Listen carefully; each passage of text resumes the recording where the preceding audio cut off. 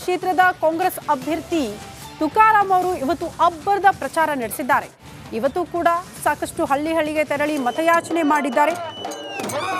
ಹೊಸಪೇಟೆಯ ಕನಕದಾಸ ವೃತ್ತದಲ್ಲಿರುವ ಕನಕದಾಸ ಪುತ್ಥಳಿಗೆ ಮಾಲಾರ್ಪಣೆ ಮಾಡಿದ ತುಕಾರಾಂ ಅವರು ಎತ್ತಿನ ಬಂಡಿಯಲ್ಲಿ ಮೆರವಣಿಗೆ ಮಾಡಿ ಮತಯಾಚನೆ ಮಾಡಿದ್ದಾರೆ. ಇನ್ನು ಚಿತ್ತವಾಡ್ಗಿಯಲ್ಲಿ ಸಚಿವ ಜಮೀರ್ ಅಹಮದ್ ಖಾನ್ ಅವರ ಪರವಾಗಿ ರೋಡ್ ಶೋನಲ್ಲೂ ಕೂಡ ಭಾಗಿಯಾಗಿದ್ರು. ಆ ಮೂಲಕ ತುಕಾರಾಂ ಪರ ಮತಯಾಚನೆ ಮಾಡಿದ್ದಾರೆ.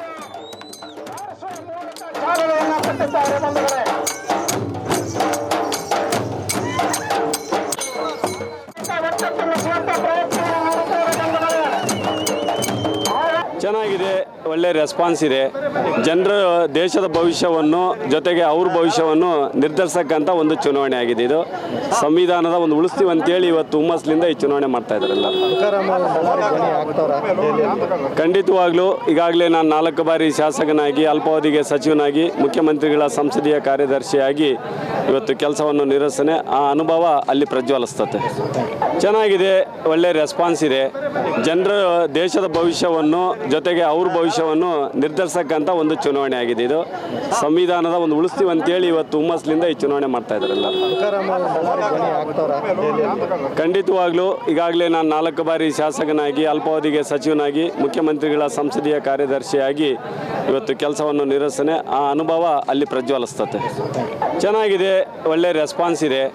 ಜನರು ದೇಶದ ಭವಿಷ್ಯವನ್ನು ಜೊತೆಗೆ ಅವ್ರ ಭವಿಷ್ಯವನ್ನು ನಿರ್ಧರಿಸಕ್ಕಂಥ ಒಂದು ಚುನಾವಣೆ ಆಗಿದೆ. ಇದು ರಾಜ್ಯದೆಲ್ಲೆಡೆ Prajwal Revanna pen drive case ತಲ್ಲಣ ಸೃಷ್ಟಿಸಿದೆ. ಇದರ ಬೆನ್ನಲ್ಲೇ ಇದೀಗ ಹುಬ್ಬಳ್ಳಿಯ ಖಾಸಗಿ ಹೋಟೆಲ್ನಲ್ಲಿ ಜೆಡಿಎಸ್ ಕೋರ್ ಕಮಿಟಿ ಸಭೆ ನಡೆದಿದೆ.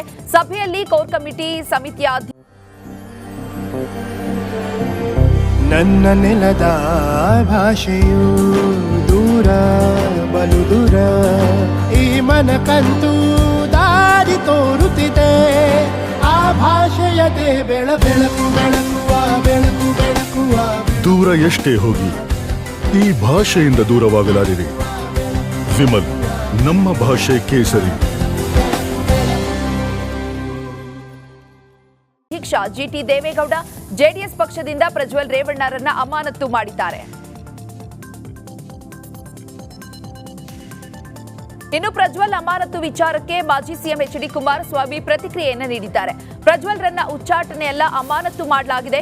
ಮಹಿಳೆಯರಿಗೆ ಅನ್ಯಾಯ ಆಗೋದನ್ನ ಖಂಡಿಸುತ್ತೇವೆ. ಚುನಾವಣೆಗೂ 5 ದಿನ ಮುಂಚೆ ವಿಡಿಯೋ ಬಿಡುಗಡೆ ಮಾಡಿದ್ದಾರೆ. ಸಾರ್ವಜನಿಕವಾಗಿ ಅನ್ಯಾಯ ಆದವರು ದೂರು ಕೊಟ್ಟಿಲ್ಲ. ಸಂತ್ರಸ್ತ ಮಹಿಳೆಯರು ಆತ್ಮಹತ್ಯೆ ಮಾಡಿಕೊಂಡ್ರೆ ಸರ್ಕಾರವೇ ಕಾರಣ. ಮೈತ್ರಿ ಸರ್ಕಾರಕ್ಕೆ ಸೋಲು ತರಲೆಂದು ಕುತಂತ್ರ ನಡೆಸಿದ್ದಾರೆ ಅಂತ ವಾಗ್ದಾಳಿ ನಡೆಸಿದ್ದಾರೆ.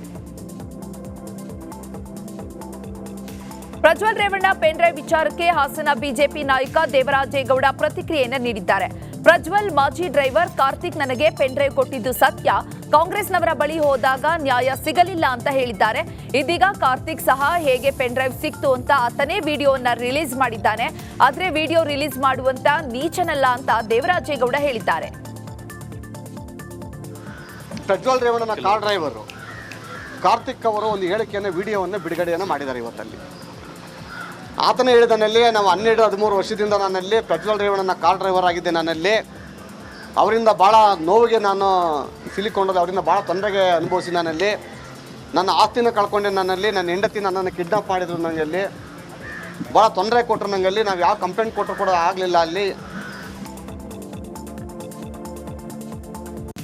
ಪ್ರಧಾನಿ ಮೋದಿ ಅವರು ರಾಜಸ್ಥಾನದಲ್ಲಿ ಹನುಮಾನ್ ಚಾಲಿಸಾ ಘಟನೆ ಬಗ್ಗೆ ಮಾತನಾಡ್ತಾರೆ. ಆದ್ರೆ ಹನುಮಾನ್ ಚಾಲಿಸಾ ಘಟನೆಯೇ ನಡೆದಿಲ್ಲ ಅಂತ ಬಾಗಲಕೋಟೆಯಲ್ಲಿ ಸಚಿವ ರಾಮಲಿಂಗಾರೆಡ್ಡಿ ಹೇಳಿದ್ದಾರೆ.